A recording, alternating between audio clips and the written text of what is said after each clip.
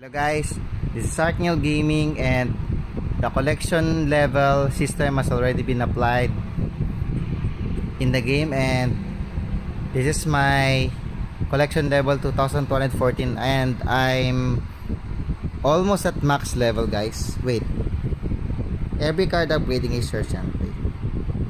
So max level, still at max level King Tower. So these are all the cards that I can get. I'm not sure if I should claim them now because I think I have already maxed shards. Yes, except for this one. So can we claim that? Oh, we have to claim the bottom one first. So if I claim this, it will automatically be used unless it's a premium reward. I don't think it's a premium reward, so I'm not gonna claim it yet. So just wanna share to you guys, 2014 is my collection level. Thank you for watching. Bye bye.